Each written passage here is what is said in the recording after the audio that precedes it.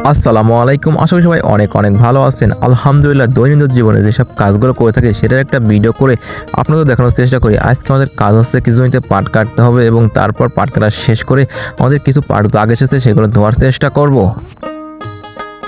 আমাদের এই জমিতে আমরা গতকাল পাট কেটে রেখেছিলাম এবং সামান্য একটু বাকি ছিল এবং সেটুকু কাটার জন্য আমার দুই ভাই সকাল সকাল চলে এসেছে এবং এসে এই পাটটুক কাটতেছে এবং এই পাটটুক কাটা শেষ করে আমরা আমাদের পাট দাগ এসেছে এবং সেই পাটগুলো আমাদের ধুতে হবে। তবে আমার আসতে একটু দেরি হয় এবং এসে দেখি যে পাট কাটা হয়ে গেছে এবং তারপর আমার দুই ভাই মিলে এই পাটটুকু কাঁদে দিয়ে তারপর আমরা বাড়িতে চলে যাবো। বাড়িতে গিয়ে খাওয়া দাওয়া শেষ করে আমাদের পাটের জায়গায় নামতে হবে পাট ধোয়ার জন্য। কিছুদিন যাবৎ আমাদের এলাকায় মুষলধারে বৃষ্টি হচ্ছে এবং প্রায় সারাদিনই বৃষ্টি হয়ে থাকে, যার জন্য আমাদের পাটের জমিতে পানি জমে গেছে এবং পানির মধ্যে পাট কাটা কাজটা একটু কষ্টের কাজ হয়ে থাকে। তার চেয়ে বেশি কষ্ট হচ্ছে পাটগুলো নিয়ে গাদি দেওয়া। তবে আমাদের এর মধ্যে আমাদের কাজ কমপ্লিট হয়ে গেছে। তারপর আমরা কাজ শেষ করে বাড়ির উদ্দেশ্যে রওনা দিচ্ছি। বাড়িতে গিয়ে খাওয়া দাওয়া শেষ করে একটু রেস্ট নিয়ে আমরা পাট ধোয়ার জন্য পাটের জায়গায় নামবো। আমরা আমাদের কাজগুলো সম্পূর্ণ শেষ করে মনের আনন্দের সঙ্গে বাড়িতে যাচ্ছি। বাড়িতে এসে খাওয়া দাওয়া শেষ করে একটু রেস্ট নিয়ে আমরা অতি দূরত্ব পাটের জায়গায় নেমে পড়ি, কারণ আমাদের পাট জাগ এসেছে এবং এই পাটগুলো ধুয়ে আমাদের শেষ করতে হবে।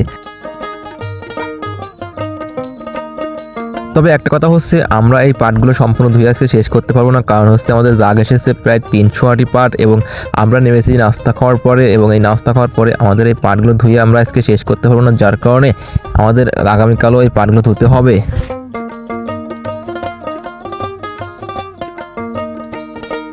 এরই মধ্যে আমরা দুপুরের কিছু হালকা পাতলা নাস্তা করার জন্য উঠে যাচ্ছি এবং দেখি একটা মুড়া বাঁধতে পারি কিনা, কারণ মুড়া বাঁধলে পানিটা ধরে যাবে এবং এর জন্যই আমরা উপরে উঠবো এবং ডাঙায় গিয়ে একটা মুড়া বাঁধবো এবং হালকা পাতলা কিছু নাস্তা করে আমরা আবারও পাটের জায়গায় নামবো পাট ধোয়ার জন্য।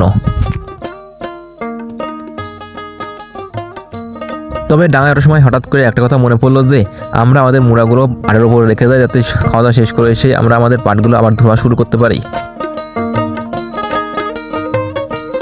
আমরা 50-60 একটা করে মোড়া বেঁধে হালকা পাতলা কিছু খাবার খেয়ে আমরা আবারও নেমে পড়ি পাটের জায়গায় পাট ধোয়ার জন্য, কারণ আজকে যতটা পারি পাট ধুয়ে আগানো যায়।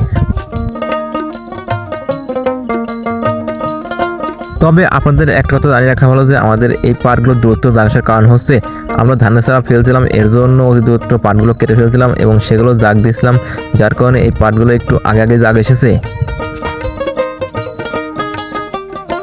আজকের মতো আমাদের পাট ধোয়ার কাজ শেষ হয়ে গেছে, কারণ বিকেল হয়ে গেছে এবং বিকেলের পর আর কাজ করতে ভালো লাগে না, যার কারণে আজকে আমরা কাজ বন্ধ করে দিলাম এবং এর মধ্যে দেখলাম যে আমাদের 200টি পাট ধোয়া হয়ে গেছে এবং আর 80টি পাট আছে। তবে আজকে আমরা আর পাট ধোবো না এবং আগামীকাল সকালে নেমে এই পাটগুলো ধুয়ে শেষ করব। সবাই ভালো থাকবেন এবং আমাদের জন্য দোয়া করবেন। আসসালামু আলাইকুম।